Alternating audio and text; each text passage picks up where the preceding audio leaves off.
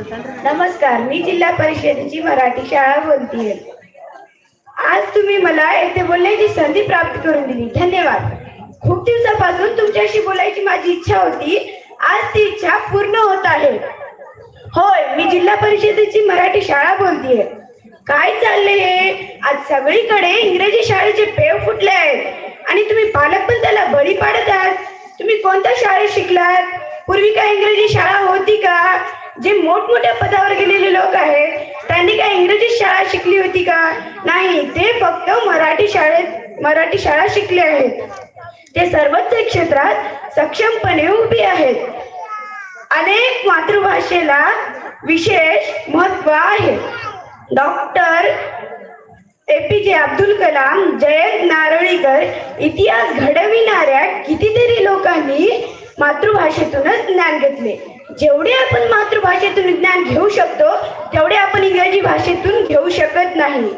नैसर्गिक तत्वानुसार मातृभाषेला अनन्यसाधारण महत्त्व आहे। अनेक प्रगतीशील देशांमध्ये मातृभाषेला विशेष स्थान दिले पाहिजे। इंग्रजी शाळा वाईट आहे असे मुळीच नाही, परंतु तुमच्या मुलांना त्यांच्या मातृभाषेतूनच शिक्षण द्या।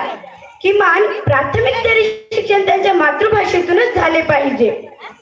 आता इंग्रजी शाळेत शिकणाऱ्या मुलांचा स्टाफ असेलच असे नाही, विशेषण जिल्हा परिषदेच्या मराठी शाळेला उच्च शिक्षित प्रशिक्षित असा स्टाफ असतो।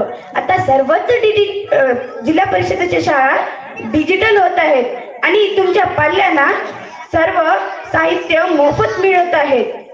तुम्ही तुमच्या मुलांचे भविष्य बर्बाद करू नका।